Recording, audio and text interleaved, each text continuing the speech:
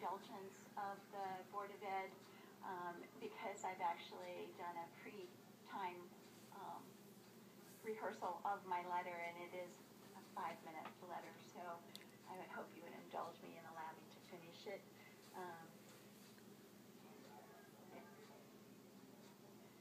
Great.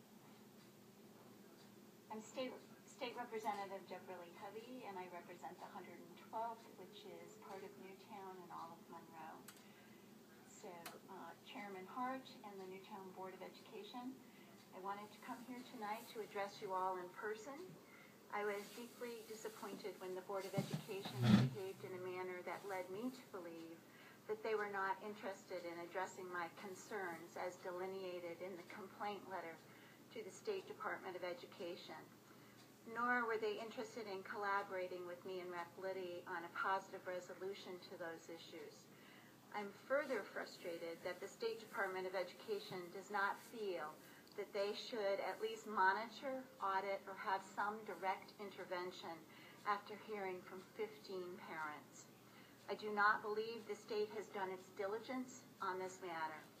That issue, though, I will address directly with the Commissioner of Education because I do believe there is a problem, and I am not confident that present administration will act on those issues and assure a better, more responsive special education department. As many of you may or may not know, I was the one no vote against the IEP task force. Why? Because I believed that the law was specific and if followed, protected our children and families, and that enforcement was the issue, not the law itself. Having sat in those meetings and gone through this experience in Newtown, I can now definitively say the law's intent is not being administrated and families are justified in their frustration. Once again, a law has tried to make uniform the process and programming for an individual who is not only unique as a person, but atypical in their learning and behavior. The individuals interpreting the law apparently are not interested in assuring excellence in education, only that the law is being followed. In Newtown, people are astute and want to have a system that is more responsive and gives more opportunities, not one that just follows the law. Parents want a system where they are part of the team and their hopes and dreams for their children are taken into account. They want to feel like they have a role in supporting the system and their children in better outcomes. I am encouraged that the Board of Education is going to do its own assessment of its policies and procedures, although I have no substantiation of such a plan since the Board of Ed has chosen to communicate solely through the media. There has been no formal communication from the superintendent except that I have received a DVD and an individual's paperwork with a sticky note from an administrative assistant. I hope the board puts together an anonymous tool that all parents can fill out without worry of repercussions. I hope the tool will not just gather information, but be the basis for the implementation of a plan for improvement and actual change. I would also suggest to the board that you as elected officials need to be more intimately involved and know what the information actually says. It is very important that you remember you are the individuals who are responsible for the quality of education in Newtown, and you are the ones who employ the individuals whom you believe will produce the outcomes you have determined to be of necessity. When anyone, not just your state representatives, come to you and tell you that they believe your outcomes are not being met, you should be open, inquiring, analytical, and diligent, not closed, arrogant, or even worse, dismissive. If the state does not believe there are actual breaches in the law, then obviously there's an issue with perception by the community that you serve. If I look at many of the complaints that have come to my attention, I see several areas for further investigation, and I've delineated 5 of those. 1, are special education children being hidden or delayed in receiving individualized educational plans by being categorized under 504? 2, do teachers and parents understand response to intervention? And is the process being communicated with parents with goals and objectives clearly delineated so they have a sense of success or failure? Are timelines being set up so they know when and if a referral might happen? 3, does every school have someone who can communicate with parents the special education process, rules, regulations, answer questions, or go to PPTs with a parent if they feel they need that support and a friend? 4, is every parent given the tools they need to advocate for their child? Are their goals for their child valued? If they have something to offer, is it seriously considered and used to whatever degree it can be? And does everyone ever reach out and ask them how they believe it's working for their child? And 5, if there is someone in the PPT who is perceived as being the gatekeeper of programming and recommendations, if so, they should be removed or re-educated in their role as facilitator of the meeting, not dictator of the outcomes. Neither I nor Representative Liddy wanted to take such drastic action regarding this situation. We did so when we believed there was no other way to get the attention of those who were in the positions to hear the concerns and make appropriate changes. It is also unfortunate that Newtown has lost the leadership and volunteerism of Suzanne Lang, someone who deeply cares about the education of children in Newtown. I wonder how an employee of the Newtown Board of Education would feel that they were entitled to ignore an individual who sits on such an important board, a board that the system obviously formed out of need. Ms. Lang is the poster child for what is not working in Newtown schools. Board of Education is one of the most difficult and important volunteer jobs in any community. Newtown is a community that knows the value of a great education, and this community takes tremendous pride in its children, its future. A community society is judged by the way it takes care of its most needy.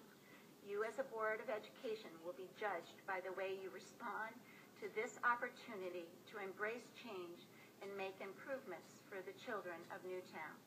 I'm here tonight to say to you, you have my support, you have my energy, you have my advocacy. I will ask the state for consultation support, training, whatever you need. I will do just about anything to make the system better, and will stand with you to work together for the children of Newtown. But I will not stand for dismissal nor negligence. Thank you.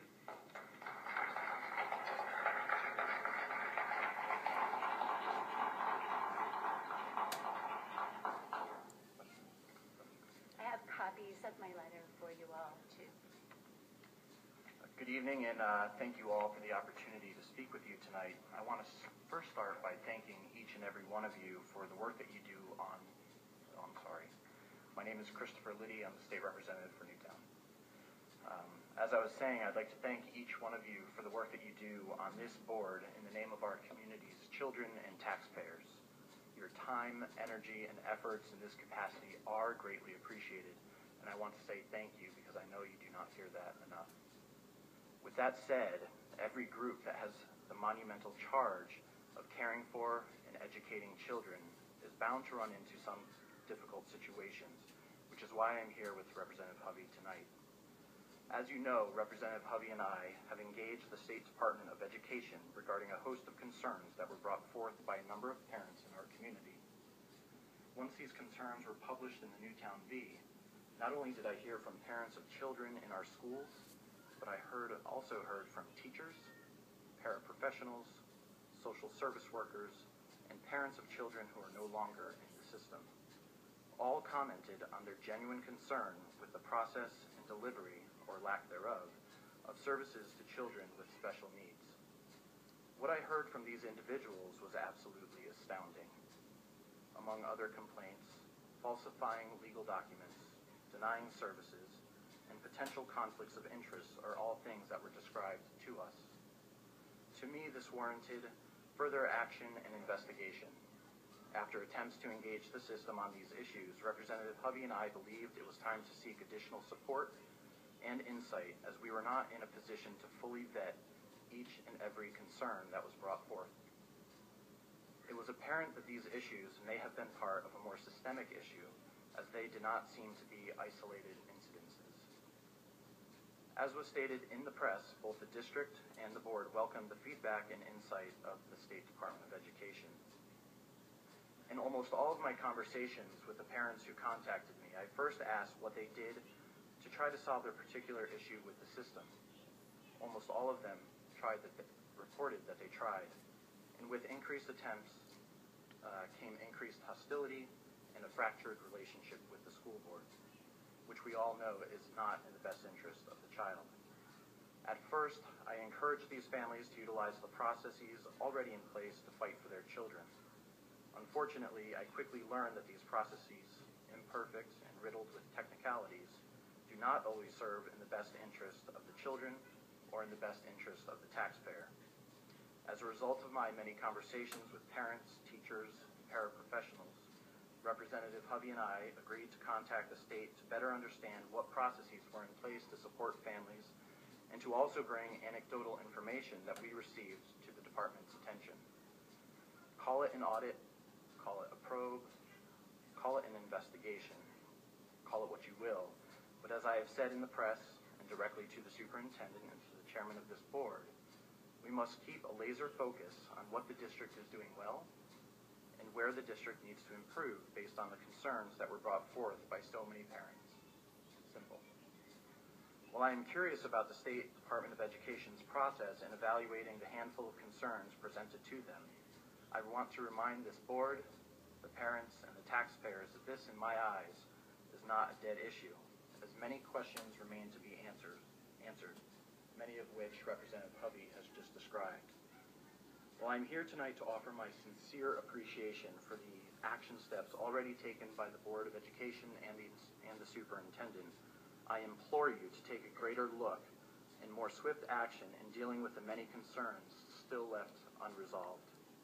We cannot continue to operate in a system that leaves children without needed services and parents without answers and a feedback loop that supports and fosters a relationship with the school system. Finally, let us not default on our great responsibility to educate all of our youth and to propel them to achievement and success.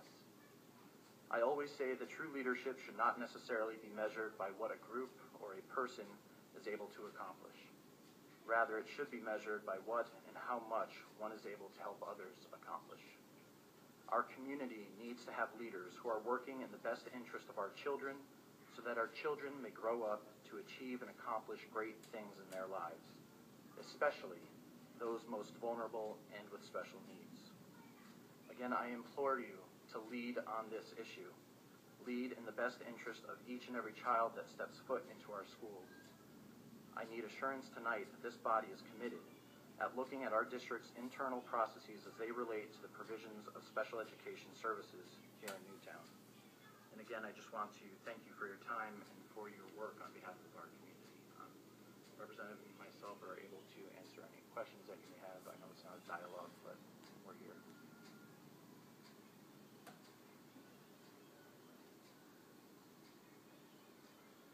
Thank you very much.